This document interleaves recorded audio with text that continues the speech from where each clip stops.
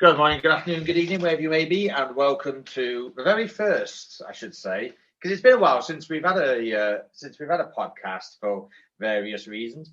We're not quite sure, Mr. Fraser, because we think he's got lost in the world of Jessica. You know what? I wouldn't be surprised. It's one of those things. He's told me it's a vast but very very populated place for himself and his children. And so, I mean, this is why if you're ever in a theme park or distant land, be sure to bring a map and or mark your trail somehow. In the case of Fraser, this would be in the way of Kenny Nobal's dolls, and I think he ran out after 326. So pick something like breadcrumbs or other things like that. That's a survival tip from me. Oh, definitely. There's no news this week. It's just basically this month has not been kind as far as we go. We've lost No. two of our heroes. Yeah. We've lost two of our heroes. I have spent the last week kind of processing how I feel along with having a holiday. To be honest with you, I've been to Ireland for half a week, and I still can't get around the fact that Kevin Conroy, probably the greatest Batman of all time, and JDF, without doubt, the best Power Ranger of all time, are no longer with us. Yeah, that's why I had to that's why I had to just do the thing that I did, which is, by the way, up on all major streaming platforms. If you haven't heard my thoughts on Kevin Conroy and JDF, those are the thoughts right then and there. But I need to know, because here's the thing. I know Kevin Conroy. I know Jason David Frank. I know my connection to those two guys. But in the case of Kevin Conroy, it pales in comparison to your connection. So now that you've had some time, what's going through your mind? As always, when you lose, do we say you lose someone you love or someone you respect, both as a martial artist, as an actor, and the fact that JDF, as far as Power Rangers fans go, he is the first name that everybody goes to. It's like, do you watch Power Rangers? Oh yeah, that's what JDF's known for. Yeah, Oh, Tommy! yeah. I'll be honest with you. When I was growing up, when Power Rangers first came out, everyone was like, "Oh no, I don't watch Power Rangers. It's too girly." Guess what, fuckers? I did. Yeah. And I will say one thing: there's obviously the original cast that you were like, "Yeah, well, not so bad." But in comes this guy in a green vest who literally looks like he could knock everyone's head off, and it's like, yeah. And obviously, Kimberly and Trini are like, he's so hot, and he's like, yeah, yeah, yeah. Yeah. But what I actually love about his debut is that it wasn't the normal Power Rangers entry from North, No. because No, no, no. obviously it definitely wasn't. It was like, oh yeah, he's quite a good martial artist. Oh, by the way, he's going to destroy the Power Rangers. Oh, Yeah. By the way, like, another thing too, Power Rangers before Jason David Frank was like these one-off shows. hmm. Pretty well. Other than establishing the Rangers in Day of the Dumpster, it was Rangers go, fight monster of the week, whatever. Green with Evil, when Jason David Frank first showed up. It's the first serialized storytelling Power Rangers had ever done. And Yeah, my God, was it good. You introduced Tommy. And as you said, not only is he a great martial artist and can beat the snot out of the Red Ranger, but he will destroy, break down, and crush anyone. everything you knew about Power Rangers. With this guy, Rita can possibly win. Yep, Megazord was destroyed for the first time in the franchise. Yes, yes, he was. Yep, everyone was celebrating. By the way, there is still one question I need to know about Tommy and Dragonzord. Yeah, How did he I'm sorry. magically You broke play up his there. flute even though you know nothing was coming out of his helmet? Ah, That okay. doesn't surprise me. Do you remember when he used to play his flute? And it was like, how can he actually play it when there's no air coming through his mask? Or do you think there was a little hole in there just so they could actually do that? I'm wondering if the Dragon Dagger was actually a percussion instrument Might have been. that was just made to be, a flute. In order to see it, you had to like prop it up to your face. But still, it was always cool. He plays this flute, and then giant dragon shows up. Yeah. One thing I always remember is where he used to go like that. Yeah. Because that was when he first came back from being good. First thing he did was play that little bit over and over again.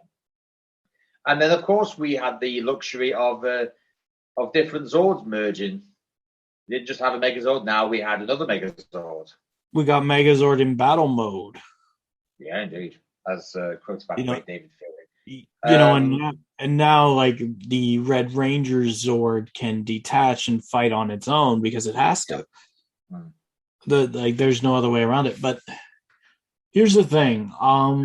As soon as Green with Evil ended, you get the sense that Power Rangers itself has a tonal shift. They knew what they had in Tommy. Yeah. They knew what they had in Jason David Frank. It became the Tommy Oliver show featuring the Power Rangers. It literally did. Because it was like, oh no, he's lost his powers. Oh, we'll never see Tommy again. Yep. He comes back in cameos, when he loses his powers again, when he gets more powers. Yep. Well, even then, do you know why he came back as the White Ranger? Because I actually do. I've dug a fair bit into Power Rangers lore, if you don't know. I don't, so you can have to. Okay, so the reason that Tommy first got his powers back in Return of an Old Friend. So after Tommy lost his powers, Power Rangers got some pretty angry letters from parents. Just before you go any further, is this the same amount of we'll say hate mail that Star Trek executives got when Spock died in Wrath of Khan? Pretty well, but it was a lot scarier because it was children. They would get letters saying, "Please bring Tommy back. My child won't eat." Jesus. Yeah. Please bring Tommy back. My child refuses to go to school. Jesus Christ. Yeah. You had super fans begging for Jason David Frank to come back. And so when he did, all was right with the world. Even if he was coming back temporarily. Yeah. Then he lost his powers again when everybody knew that they were going to be phasing him out and the Green Ranger was going to go. Yeah. And they got more of the same letters. Yeah. By the way, our prestigious colleague has entered the waiting room. Oh, he has? Oh, that's fantastic. That's wonderful. Just a minute, ladies and gentlemen. Yeah. This meeting is being recorded. So, yeah, as I was saying, again, Saban got these letters. Children would eat, children would go to school, like bring back Tommy. Jesus. And it's amazing how much genuine love and care that Jason David Frank could inspire around just about everybody. I mean, Fraser, I'm sure when you get to him, you will see that just in general. And then they even went so far, even though that they've already said, look, Tommy's only temporary. Tommy actually left the series. He went to go and start VR Troopers, which is another Saban show. They had somebody else already lined up who actually, I think, became Adam Steele instead of Jason David Frank to play the White Ranger. But then there was such a big outcry that they decided to just pull a switch. Jason David Frank is the White Ranger. It's permanent. The powers cannot be taken away. Please, God, children eat. And boy, was everyone happier when he came back. Oh yeah. And what was even funnier too, it's like I already said in that special extra content thing I already gave you. But fast forward sorry about that. Fast forward about a decade, and you'd see these vignettes air on ABC Kids about this mysterious, older Power Rangers Dino Thunder. you open it up. It's Day of the Dino opens to what we now know as JDF running away from like Zeltrax in the forest.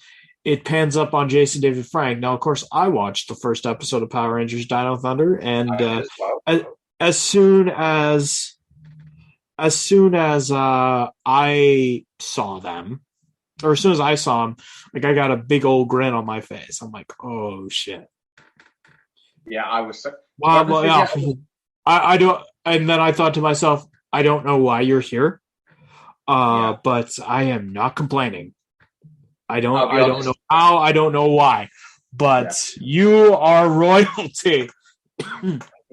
Turns out he came back because Ann Austin and Douglas Sloan, who were the showrunners at the time for Disney and were showrunners in Power Rangers, told him, okay, look, the ratings are going down. We need you to come back and save the franchise. Which he did. Not once. God, did he. And Fraser, you remember the first time he morphed? Yeah, I remember. I could still pull it off. Okay, I was in Florida. It was around 5 a.m. in the morning. I was waiting for my new PlayStation 2 to cool down, and before I played more SmackDown Here Comes the Pain, because I just got that game. And I'm floating through. It's like 5 a.m. I'm exhausted, and then I see Power Rangers Down Thunder on at like 5 a.m. and Tommy had escaped from the ship there. And, I remember tuning in at such negativity. Haven't you learned that in our world anything's possible?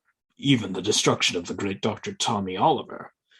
And just watching that scene, aren't you a little old for this, Tommy? I'm like, oh shit, no way. I may be old, but I can still pull it off. I'm like, okay, screw it. I'm almost 13. Fuck it. I'm 3 years old again. Let's do this. And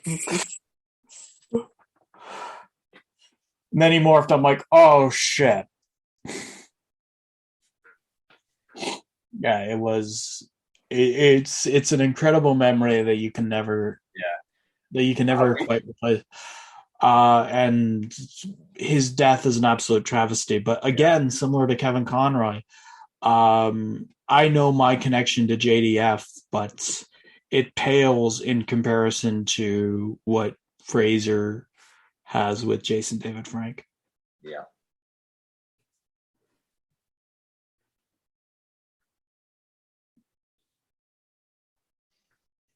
I'm going to miss JDF. I'm going to miss Kevin Conroy. But now we leave the fun part of the show because I've already given my thoughts and tell you guys the truth. I got a show that opens up in a week and a half. He does. I've got to run. He does. I'm going to be seeing you guys later on down the road. But to be honest, I don't want to see Michael Fraser cry on camera. I don't think I want to hear Fraser crying either. I don't want to see Dean say in his Jersey twang, I wish I could have met Batman. Because that's what he...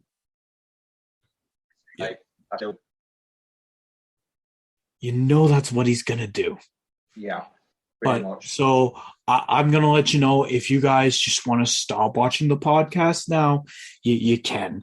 I'll tell you to look at www.pixie.ca. I'll tell you to look at Beautiful Michael on Twitter and all their Instagrams and follow us on every platform.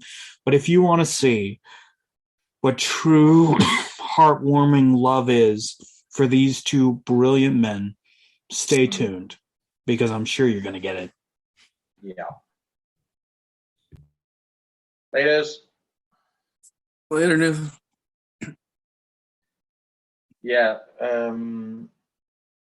I've said my bit about JDF. So Fraser, I know you're probably fighting back the tears at this point in time. So JDF for me, which I've half explained, but I haven't really explained it properly. JDF for me was kind of like a once in a generational talent. It was kind of like it's kind of like the one character or person that no matter what franchise he's in, you will watch it, whether it be one of the worst Power Rangers franchises that there was or one of the best. I would still watch him. I will admit one thing though. The last time I did see him was in Dino Thunder. I've seen everything from Mighty Morphin all the way through Zeo to Turbo. Seen all those series. Haven't really watched Super Mega Force or Super Mega Force yet when he was in it. Haven't seen that yet. I'll be brutally honest. There was his last appearance as well. I can't remember which one it is, but I know he was in that as well. I've been watching Watch Mojo. Super Ninja Steel Dimensions in Danger. There you go. That's it as well. So yeah, I haven't seen those yet, but my memories when me growing up, obviously, my fond memories were like we were just discussing Fraser. When he first came on the scene, he made an impact worthy of a John Wick entry. It's kind of like when John Wick first came on, it was like, okay, this is John Wick. What's this about? And then you realize what this is about. This is an event that is probably going to consume every single second of your kid's being. Because Mighty Morphin Power Rangers is probably still one of the biggest franchises that has ever been and ever will. And everything used to go off the shelves. I myself was given a Dragon Zord and a pair of Blue Ranger gloves for Christmas one year. That's how much I loved it. Of course, being a kid, you always you just want everything. You want a Megazord, you want a Dinos, you want a Dragon Zord, you want every single type of Zord there is, and just spend hours and hours and hours just fighting. But unfortunately, I never got that. But was I disappointed? Yes. But at the same time, I still look back on those days with fond memories. And it's like JDF is remembered because he is Tommy Oliver. Tommy Oliver is the definitive Power Ranger. Now, I'm not going to gobble on, but I will say one thing. I came across Dino Thunder by accident because I always try and see the first episode of a new Power Rangers series. And I must admit, I was beginning to lose a little bit of hope. But then when you turn on Dino Thunder, the first thing you see is JDF getting ready for battle. It's like, shit. Wow. So I was gutted when it finished, but I did hope that I would eventually come around to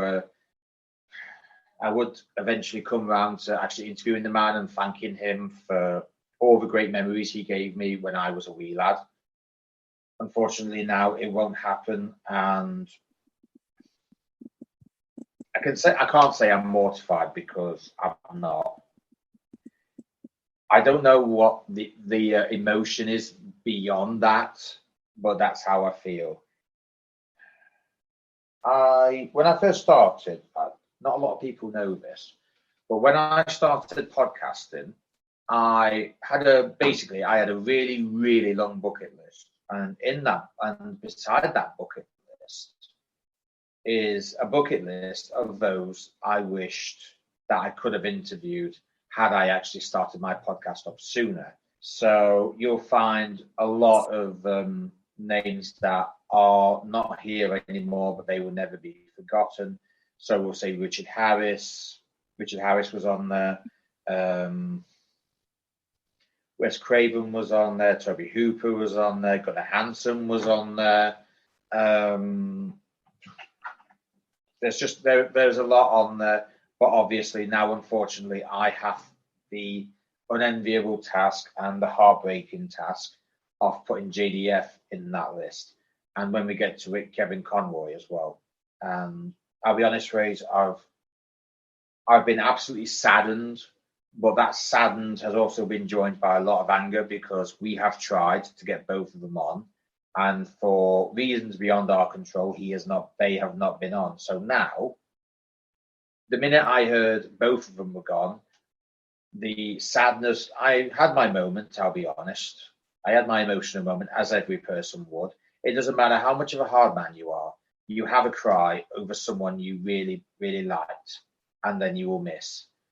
I had a cry for both of them, but then it became a case of the sadness turned to anger because for years we've tried to get both on. Ever since we had Ciara Hano on, we've tried to get JDF on. We thought we might get somewhere, but we didn't. And now, unfortunately, we will never know that.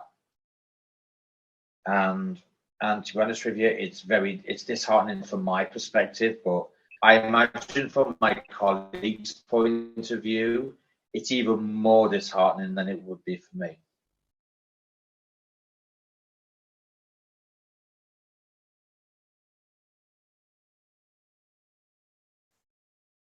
Rita? Oh, sorry, I wasn't sure you had more to say. I was trying not to interrupt you. No, that was it. No. That's you should have known, because I was saying my colleague has a bit more to say. So Fraser, as far as JDF goes, I've said my piece. Nathan said his piece twice. So the floor is yours. I've had to think about this for an entire week. I know our producer wanted me to write stuff and everything. Oh. Okay, we'll start with Kevin Conroy. We'll start with Batman first. Just take your time, mate.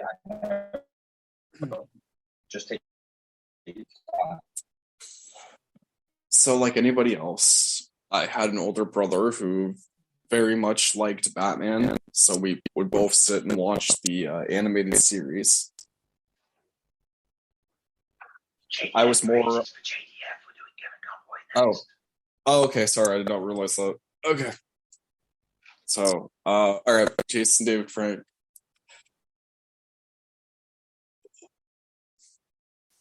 Okay, so I've grown up with Power Rangers my entire life, from when I was a kid. And my favorite Ranger was always Tommy Oliver. I never got to be Tommy Oliver when I played Power Rangers with my cousin, because Tommy was also his favorite. So I always had to be the Red Ranger. Yeah, but Red Ranger's always the best. I think Tommy Oliver disagrees. When I was growing up, there was no bigger thing than Power Rangers. Like, everybody knew Power Rangers. Everybody had a Power Ranger. Like, it was huge. To the point that it had its own movie. When Tommy came onto the scene and defeated all the Power Rangers, like, he instantly was on everybody's radar as possibly the best Ranger. And is the best Ranger, but I'll fight anybody over that one.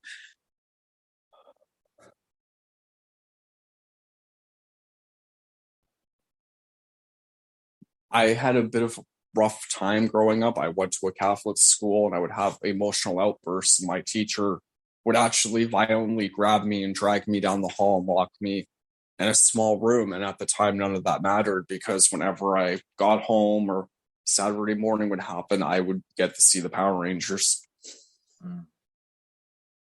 And like, when I look back, all the big moments with Tommy, like him getting his Green Ranger powers, him becoming the White Ranger, and the Power Rangers movie, when it kicks off, where he's on the board and he jumps out of the plane and everything, and all the Rangers coming together as they're skydiving, and just Tommy was the definition of a character that just because he did something bad, it didn't define him, that it was never too late to change how you were, and that anything was possible.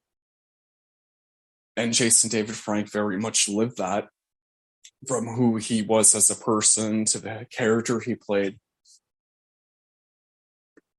And I remember when my parents got divorced, Forever Red aired, and all the Red Rangers were coming together.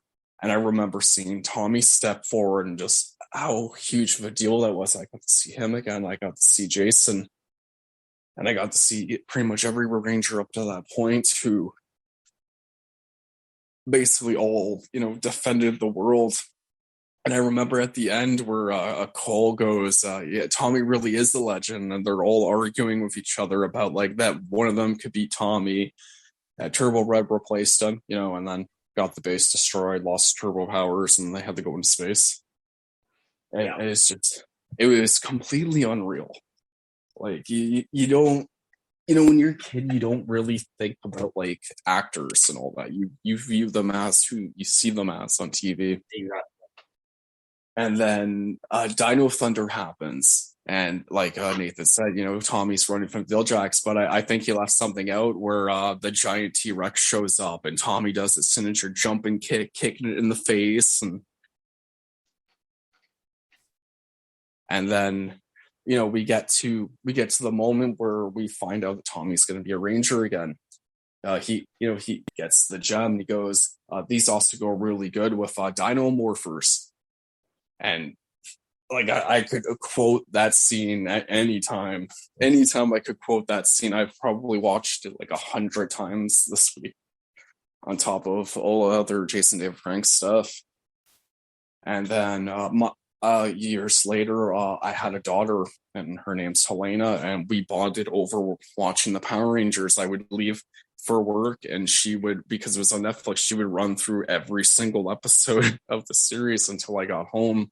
Even those weird ones they added, where they like condensed the episode in that weird playlist.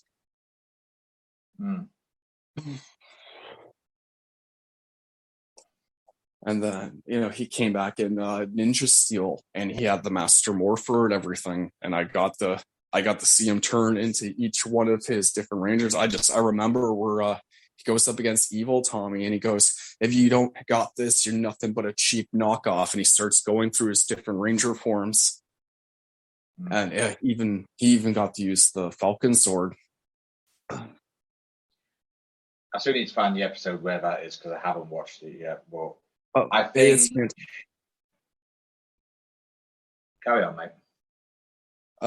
So is it on Netflix? It's on Netflix. I'll find it. I know Netflix used to have a lot. They used to have Super Mega Force on there, but I'm not quite sure where that's gone. I think now they just have Ninja Steel, Beast Morphers, and Dino Fury, and the original Metamorphin.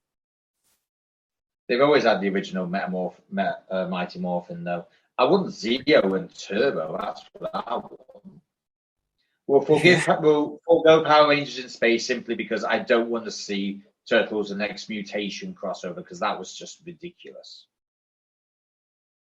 Yeah, that was horrible. The Next Mutation. Just in case anyone hasn't ever watched that, the definition of watching that episode is almost like having your insides rebel against you. So every single sort of pain you can think of, you feel in your stomach every time a Power Rangers fan watches that episode. Yeah. So it's like, oh, I've got kidney stones. Yeah. Combine that with my liver's failing. No disrespect to anyone whose liver has actually failed. My insides hurt like hell. I've got severe chest infection. I can't breathe properly. Yeah, all that lot combined into one.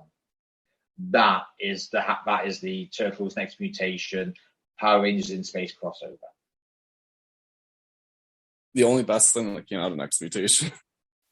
Yeah, probably. Well, yeah, the only that was the only decent episode, because everything else was like, why do I want to watch this? Anyway, JDF. Back to JDF.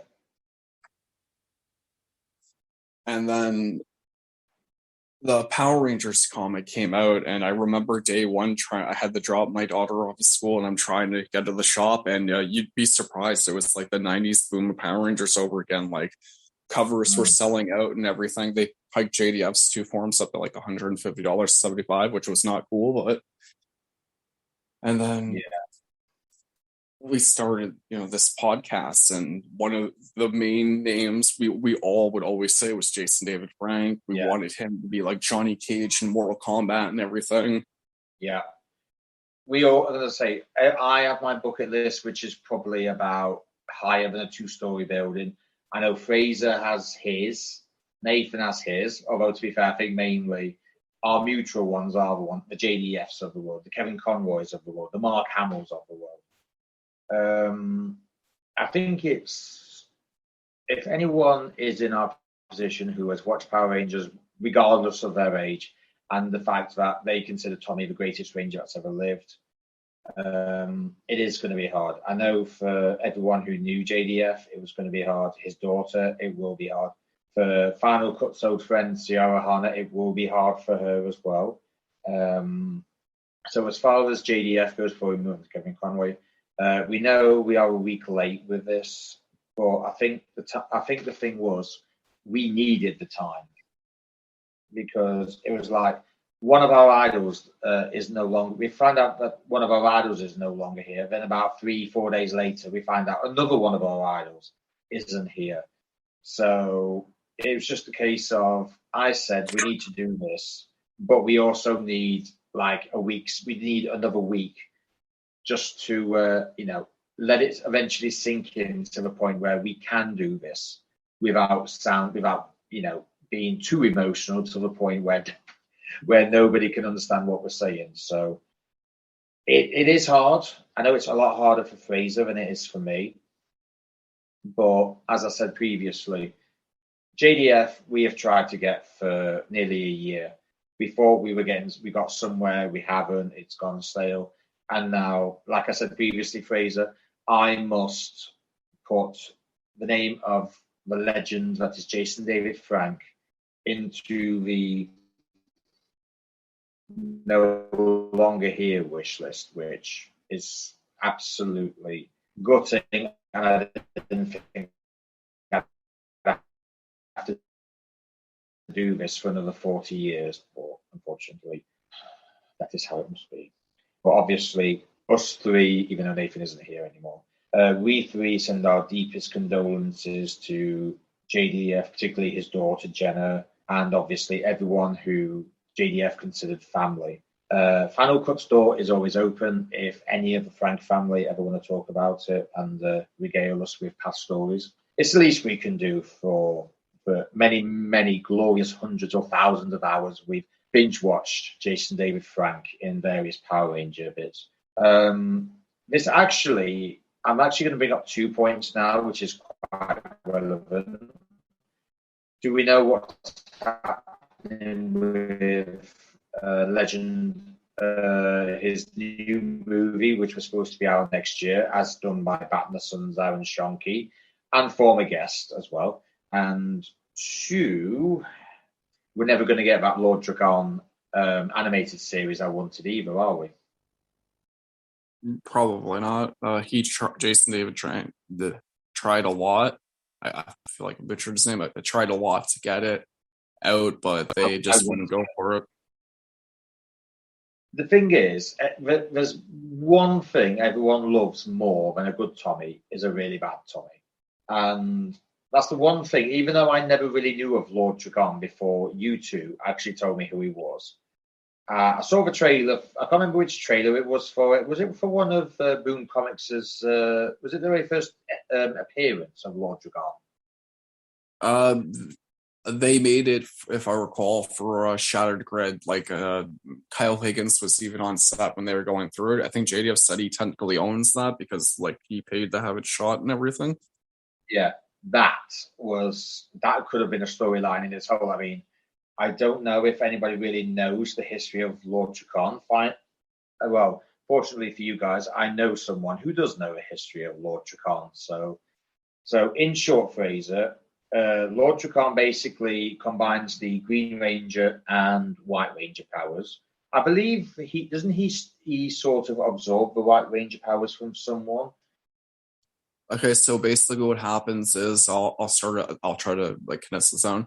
When the Rangers in our time defeated Tommy, he ended up joining the team. But in this other reality, they call it the Coinless. Right after the battle, Tommy retreated and he remained on the run because of the things that he did as the Green Ranger. And the Rangers kept looking for him, but Rita got to him first. So later on, Tommy returns. He battles the Rangers again. He defeats them, destroys pretty much everything. And as Jason is getting bonded with the White Ranger powers, Tommy breaks in, defeats Jason, and combines with the two powers, becoming like a combination of his Green and White Ranger form. And after that, basically, his entire universe falls. He even defeats Rita herself, so he could remain king. And the name Drakon comes from Rita because she basically enticed Tommy back in by talking about that strong warrior, and that embodied this Tommy to be the way that he was. Yeah. Just to further elaborate on that story phrase, Didn't Kimberly join his side, albeit not willingly? Tommy basically, she was fighting him off and everything, like her, Skull, Bulk, and all of them as like a resistance, because the Rangers who lost their powers built an entire resistance against him. And then at a certain point, he defeats Kimberly and he takes control of her, and she becomes the Ranger Slayer. Mm. And then she gets sent back to actually battle the Rangers and all this. It's an amazing storyline, Shattered Grid, and it really shows you, like, Kyle Higgins is a huge Tommy Oliver fan, and the entire storyline's written with very much care and passion, and it shows you another reason why so many people love Tommy. I'm not gonna spoil like how it ends and stuff, but if people read it, you'll pretty much see why so many people love Tommy Oliver. Yeah.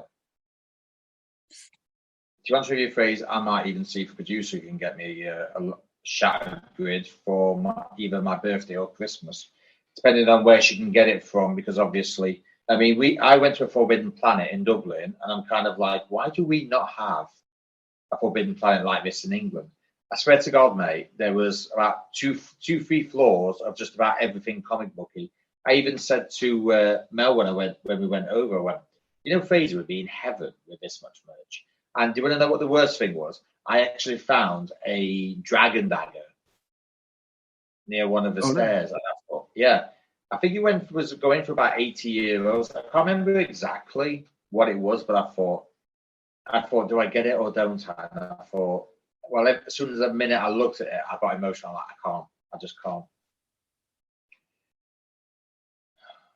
To answer you, we could go on about JDF all day, just because that's just how much of an icon he is. But it's not just him we're celebrating the life and career of. It is also it is the greatest Batman ever, that has been voted for by the Final Cut co-hosts, and we completely dispatched with the producer because she was outvoted 3-1. The man who made our childhoods, and to be honest with you, I still think he is the benchmark or the bar for any Batman, whether it be live action or animated. The legend, that is Kevin Conroy. So, Fraser, we're actually starting a tale about Kevin Conroy in the 90s, so I'll let you carry on. Okay. But yeah, he was Batman. Like, no matter what.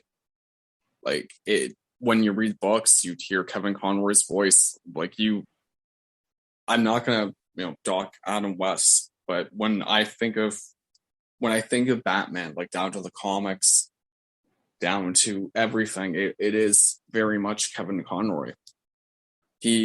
And if you've read his Finding Batman story, he put a lot of himself into it, his own duality, his own honesty of what he lives with every single day. And very much Bruce took his pain and made it into something more. And Kevin Conroy has had so many iconic moments as Batman that at this point, like from my childhood to adulthood, I can't picture anybody else as Batman.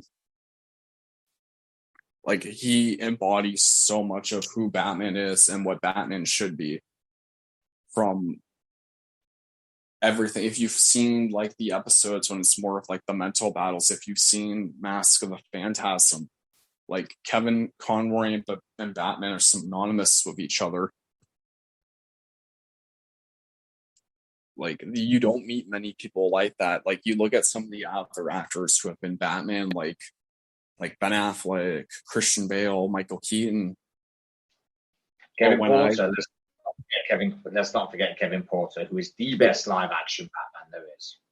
Yeah, Kevin Porter, Val Kilmer, George Clooney. But when you think of Batman, like Batman as a whole, I'm pretty sure, like most people, you picture that iconic image of the intro of Batman the Animated Series of Kevin Conroy sitting on that building.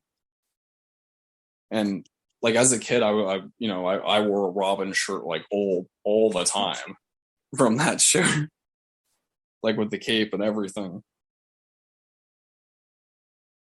Like Kevin Conroy was a once in a generation type of actor. Like he went to Juilliard, and I think if I recall correctly, Robin Williams was like his roommate, and even Christopher Reeves went to that same school. And he talks about this story when he worked somewhere where they knew he wanted to be an actor, so they dubbed him Shakespeare. And he apparently he got in the Juilliard. It wasn't for his acting ability, but it was like his passion and the scene he was doing. And you can't teach that to people. And Kevin Conroy continued to be Batman. Like he understood the character on such a level that he knew that if he phoned in at any point, his fans would instantly know. He went from multiple shows, movies, games, that he has played Batman in so many different walks of life, from even like the heyday of Batman down to Batman Beyond. He seamlessly slipped between being old Bruce, young Bruce, that people say that was just legendary, that was. Yeah, that people literally thought for a second it was like two different people. Like there are certain people who just can do so much more than you could ever imagine, and a lot of that is inspiring. And even in the games, when I'm going to spoil Arkham City here, but when he's fighting the Joker and Joker attacks him and he drops the antidote, and even after all that, he was gonna save Joker. Like, you will never have another actor who can do what Kevin Conroy could do, who can give us the memories that Kevin Conroy gave us. He came at a time when people really needed a hero, and he very much shows that, like, your pain and your agony can take everything away, or you can take back what was taken from you. And just that scene at the tombstone where Bruce is begging his parents, and in a way, I think very much he wasn't talking to his parents. I think Bruce very much was talking to himself as well, in a way, about that things would be different, that he wants to be happy. Yeah. And very much it leads Bruce to his ruin and everything, because very much over time, the mission becomes more important than those behind him. And we get to see that in his Batwoman episode, when Bruce very much finally gives into the darkness inside of him. And Kevin Conroy just seamlessly flips through, and it guts you because you've been on this journey with him so long as Batman. Like, there will never be another one like him. They will never be like a true Batman like Kevin Conroy was. But so yeah. Now I'm going to say, don't get me wrong. I think your story is way better than mine. I actually I kind of had a really big Batman phase in my youth. Like, obviously, I grew up watching Adam West, which I thought was, at the time, bearing in mind I was quite young when I watched it, which I thought was the greatest thing on earth. Oh boy, how wrong I was as I got wiser with my years. Did used to watch Keaton's a lot, and I loved it. I loved it especially because, I don't know why, but it was just like so realistic and dark. Basically, that's where Tim Burton comes in.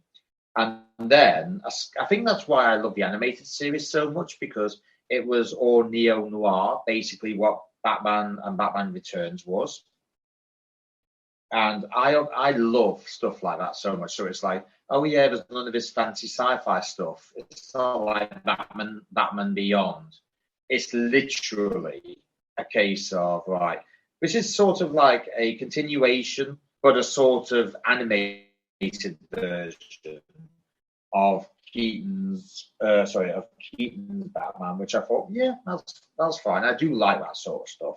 But you don't go into an animated series thinking that the man with a two-tone Shakespearean voice is going to be the most definitive Batman you'll ever see in your life.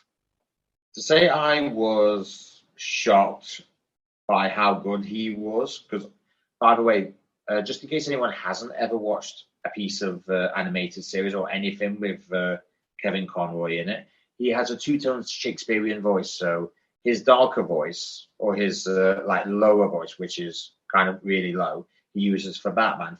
For light voice, he uses for Bruce Wayne. So if you literally were going to put them side by side, you wouldn't know they were the same actor. And I think that's kind of what I loved more about his Batman, because obviously Kilmer was just Kilmer, Clooney was just Clooney, Keaton was just Keaton. Bales was more of a demonic. Well, it was demonic. Hell, him being a demon is actually in the Scarecrow illusion. Affleck's is more monotone. I believe that's the word I'm looking for. Pattinson's is, I don't even know what you could say Pattinson's is.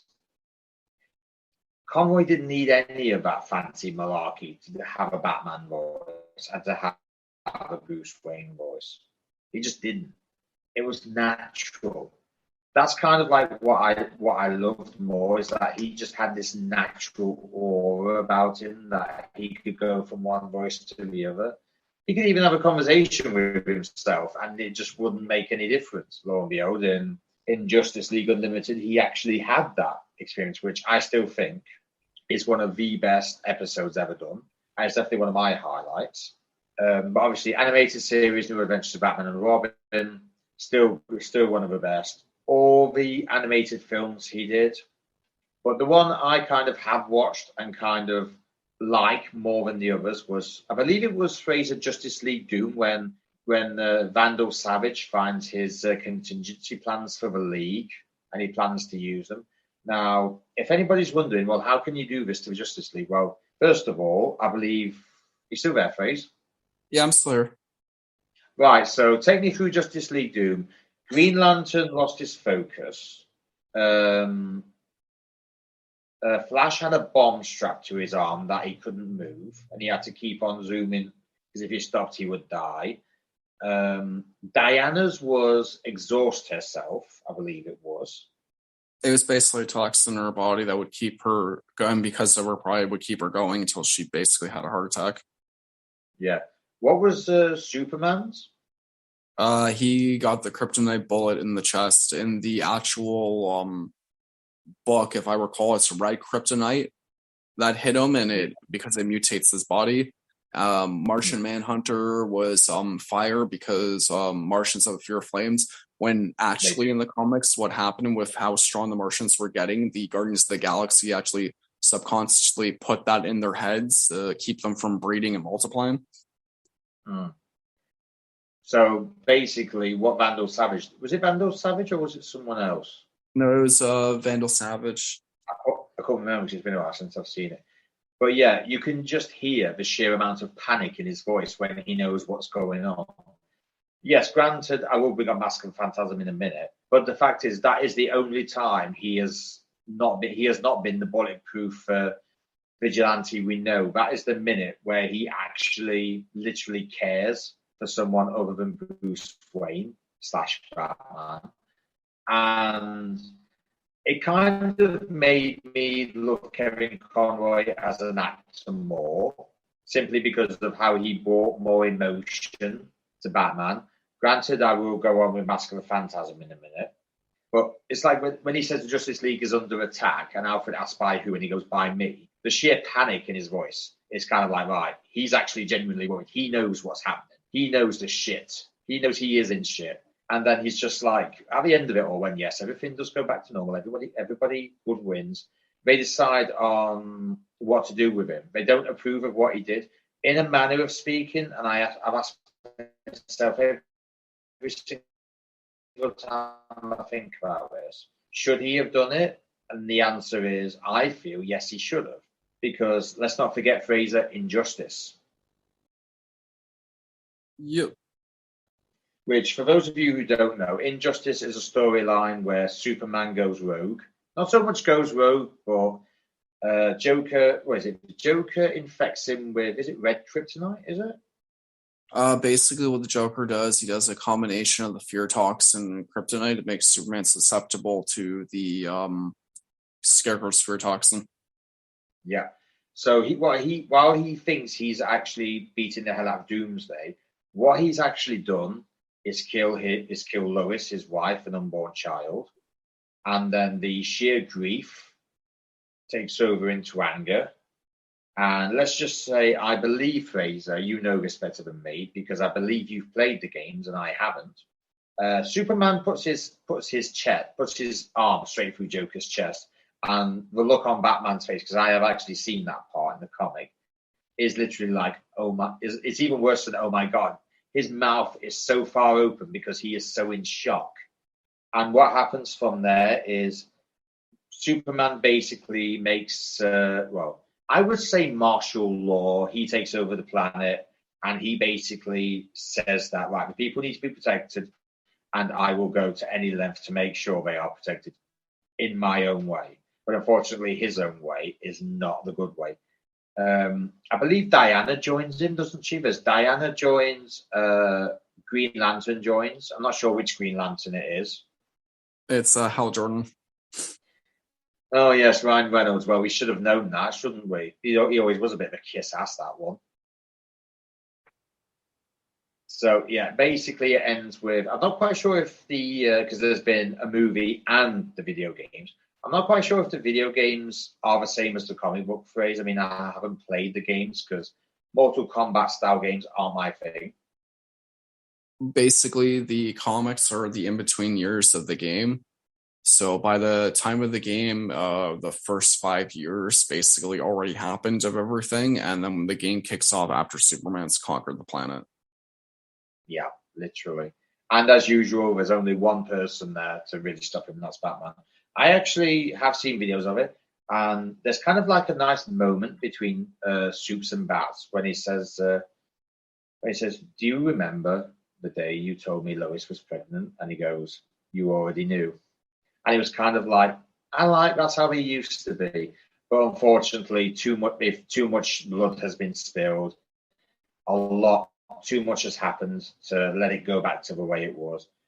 So, if the game's right, I believe Superman ends up in is it a Red Sun prison? I believe it is. Yep, he ends up in a Red Sun prison.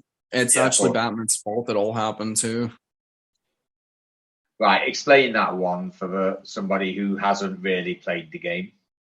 Okay, so back during Injustice Year Zero, Joker gets a hold of some powerful items and he goes after the JSA.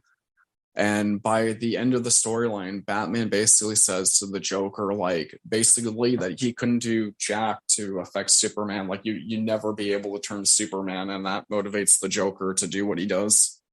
Because he takes on the challenge since Batman holds Superman in such high regards. Yeah, unfortunately. If you want to really get to a Batman's heart, that's the way you go for it. But I do like, I can't remember, I think it was Kevin Pollak who played the Joker in the actual movie. Alex says, "Really, Batsy, after all these years, do you really need reasons for me?" But to be fair, when does a Joker need a reason to do anything anyway? He'll just bloody do it. Yeah. But I know we're kind of getting off track a bit, but I do remember how with that little moment, it's just little moments like that make you realize that Conroy actually made Batman more human than any other actor could have been. Any actor could have made it, because if you knew George Clooney was just playing George Clooney, it's like in the olden days when Roger Moore used to play a character, he was just playing Roger Moore when he at the same time. Whereas Conroy never really did that. I always felt like Conroy made Batman that little bit more relatable, a bit more human. Animated series, I will say, was probably one of the highlights of my childhood. I know it might sound a bit weird because it'd be like, "Oh yeah, didn't you go to Florida in 1999? Yes, I did, and I enjoyed it thoroughly." But that was a one-off. Animated series was probably one thing I used to watch whenever I could. I actually do have some best of animated series DVDs in my collection. Can't remember exactly where it is, but it is in my pile, and I haven't watched it for a bit. I haven't watched it since I heard news that Conroy died, but I might break it out in the next couple of days. But I have been looking for the entire animated series so I can binge watch it. It's not that easy over here because we don't have HBO Max, which is where you will find everything Batman and Justice League related. So it is a bit unfortunate for me, but like everything, I will persevere. I will find it eventually. But the one thing that has changed for me is when Arkham Asylum came out, I was a big fan of Batman, and I was like, right, I really want to play this game, but I'm not quite sure about it because those types of games I wasn't really sure about because I was an NBA man. I was a racer as well. Play racing games a lot. Played management games a lot. But the minute I played Arkham Asylum, I could not put it down. I loved it that much. Not to mention the fact that you had the best Batman voice in not a different version of Batman, but an alternate version of Batman in in the Arkham universe. I absolutely loved it. I never ever really wanted to finish it, even though I had just about every single other game that I could have played. Arkham Asylum was the one I went back to. Then when Arkham City came out, I played it endlessly. Arkham Asylum, I actually finished. I literally did everything. The only thing I didn't do was get the Platinum Trophy, same with Arkham City. Arkham City was kind of like a bit sad because obviously it was supposed to be Mark Hamill's last appearance. Arkham Knight, I think, was a bit too much Batmobile based as well. Phrase. I'm not quite sure if that's how you feel, but I think a bit less focus could have been on that because if anything, I just wanted to fly around the city a lot more. And I actually thought that it made Conroy better, the fact that you had someone like John Noble voicing Scarecrow, who had a more sinister side to him than I can't remember who played Scarecrow in the original one. Whereas the original one was kind of like a guy who would play pranks at Halloween. John Noble's one was the one where you knew he meant business. And every single time you just glided around somewhere, you would hear him on a PA system saying taunting him like, Jesus Christ, they've done well here. It was kind of sad because I knew we weren't going to get another Kevin Conroy style Batman game after Arkham Knight. There is Suicide Squad coming out next year, but that is without him. So unfortunately, there will be no swan song for Mr. Conroy. I tell you what, I did watch, and I know a lot of people have watched, is Kevin Conroy's turn in Crisis on Infinite Earths, where this is actually his live action debut of Bruce. And I was actually surprised how good he would be, because every other Bruce you just think is going to be like, oh, he's going to be built up, he's going to look like a horse of a man. But it's like, no, he's actually just a normal guy who went through something really bad and he literally lives in an exile. But then you actually see Conroy play Bruce more sinister, more angry, and the fact that he would happily go down, he'd literally take anyone down just so he could have another trophy in the cabinet was actually nice. So we got to see both versions. We got to see Kevin Conroy we know and love, and the Kevin Conroy we didn't know we needed, but we actually needed more than we knew it. I am really mortified there will not be any more animated stuff or video games with him as Batman, or anything for that matter. It was really hard, and obviously it probably wasn't as hard for me as it was for you, but it has been hard. I have thought a lot about it. Haven't really thought about it as much as I've been on holiday, but when I came off it and I had like a day to gather my thoughts, I was kind of like, I am really sad he's gone. But the best way you remember someone is if you honor their legacy and you cherish the legacy that they have left for everyone. As long as future generations know important than what anybody else thinks, then that is how you keep his legacy going for decades, maybe even centuries after both he's gone and me and everyone else who is alive now is gone. So I know that will happen with you, Fraser, because obviously I'm not sure, because we never really discussed how Helena feels about Batman. Obviously, you'll probably get Lucian going from an early age, but it's important both for you, for me, and for Nathan that Lucian knows who the best Batman is and the reasons why. Think of this way: when they did the Batman wedding storyline, Helena really wanted to go to the Batman wedding they were doing at Gotham Central. They had Brampton Batman and another person dressed as Catwoman come in and do the wedding scene for the comic book, and she really wanted to go and everything, and we went, and she's super happy.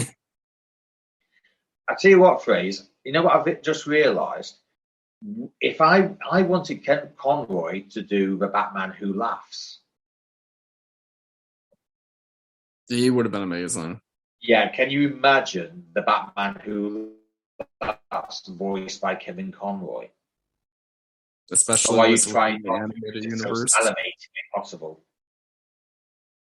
Yeah, that would have been cool, especially with his version of Batman and everything he went up against. It would have been amazing. It definitely would. Not to mention the fact that he could have actually pulled that off, because remember the end of the Killing Joke. Actually, let me rephrase that. There's two parts in the Killing Joke, the animated movie. There's the first part, which has absolutely no relevance in any part of the story, or the second part of the story, what the comic book is actually based on. Now, at the end of it, we actually hear him laugh, but he doesn't really laugh like a normal person. He kind of laughs like someone who's going to do something very bad. So that would have been your start point with the Batman Who Laughs right there phrase. It would be a good start, especially because, like, from that moment, it would all be written on the page, does it? Toxin comes out of the Joker and everything. Yeah. I still want a Batman. Is it Batman Metal movie? Doesn't matter. Well, I'd rather it be live action, because animation would be easy, but I like a movie that's actually invested it into actually making something so terrifying that people will literally stand up and think, shit. That for me is probably the most important thing when designing either a villain, a hero, or something in between. Because could you imagine if they did a live action Mark Hamill Joker? I don't think they have. But could you imagine how scary shit it would be? Oh, it'd be amazing. Exactly. It definitely would be. But yeah, when I first saw the Batman Who Laughs, I thought, well, my language is too colourful to say what I thought, but I was like, ooh, I really do genuinely like this, because I am more of a fan of alternate history. As everyone who knows me knows, as you know, as Nathan knows, that's why you'll basically find me. That's why I play a lot of multiple history games. I mean, I have every single Wolfenstein game aside from whichever the VR one is, I can't remember. But if someone will go to me and say, oh, what's your favourite game that's not based on the real world? I actually like the ones where, something happens. It's like Crisis on Earth X, where the Nazis actually won World War II. That sort of alternate history kind of, I kind of like, because it is also terrifying to see what could have actually happened. It's like Man in the High Castle, when, again, the Nazis won World War II and America is divided into 4 bits. The East Coast is basically all German occupied. I can't remember what the middle of America's based on, but the Japanese do inherit the West Coast, where San Diego, Los Angeles, Seattle, Portland, where all that lot is. And it was kind of like, ooh, what would actually happen? But unfortunately, it just wasn't what I thought it was going to be. So it's just explaining my alternate histories, why I like them so much. Because I've always been a fan of what if. It's like, what if Kevin Conroy's Batman went full Joker mode? How great would it be? How awesome would it be? How many dollar bills do you think would come running out of Kevin Conroy's laugh I'm probably thinking a couple of million because let's face it, Kevin Conroy is an established Batman name. It would be pretty crazy, especially because of everything with the animated series, everything he's done as Batman. They'd be able to tell a much larger story with the League, the Bat family. Like, they'd be able to pretty much cover everything that the Batman Who Laughs did. Yeah. Is there anything else we can add? Because I generally don't think there is anything else. I will say one thing. Yeah, I will say there is one thing as well. Kevin Conroy was actually in He-Man once or twice. So that's not my only Batman isn't my only memory of him, but it is the most I know him from. I think he played Merman on one of the He-Mans. I think it might have been the original. I'm not quite sure if it was, but I do know that obviously he's famous for more than Batman. But between us three, we know him mainly as Batman. But like JDF, he will be missed severely. Obviously, me, Nathan, who isn't here at the minute, obviously, and Fraser, we send our severe, deep condolences to Kevin Conroy's family. Anyone who he knows, basically, him and Mark Hamill might as well have been brothers because that's how much they knew each other. So anyone who has been affected by it, whether it be Kevin Conroy's family, Kevin Conroy's fans, we send our condolences and we do hope that everything goes okay from here on in. But the one thing I will finish on as far as Kevin Conroy and JDF go, Fraser, honor their legacy, make sure they are remembered.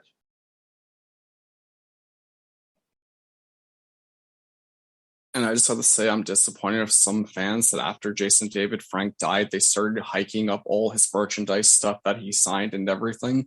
And you all should be ashamed of yourselves that some of you got to meet him. You got to experience who he was as a person, a ranger. And you fucking assholes are trying to make money off him being dead. And it's fucking disgusting. And the same with Kevin Conroy, Stan Lee. Like, how the fuck can any of you do that?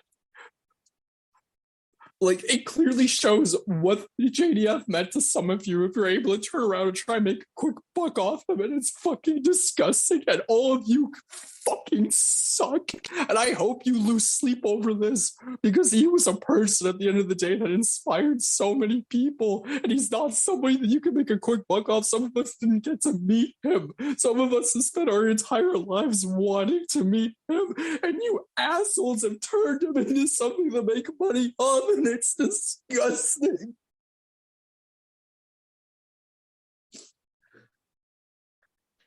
I share my colleagues' we'll say displeasure on that. So there isn't really anything else left to say, really. We'll end it on that. We do thank everyone who has listened to us, who, like us, is a fan of JDF and Kevin Conroy. There'll be no socials this week just because it's mainly about JDF and Kevin Conroy. So if you've listened to us enough, you will know what our social media handles are. So, but for now, the very, very, very unhappy Michael Fraser, but very lovable Michael Fraser, and myself, the Vision, the man who literally would bow at JDF and Kevin Conroy's feet tomorrow if they happen to come for one day, we bid you farewell. And we will see you next week for something a bit more lighthearted. Thank you.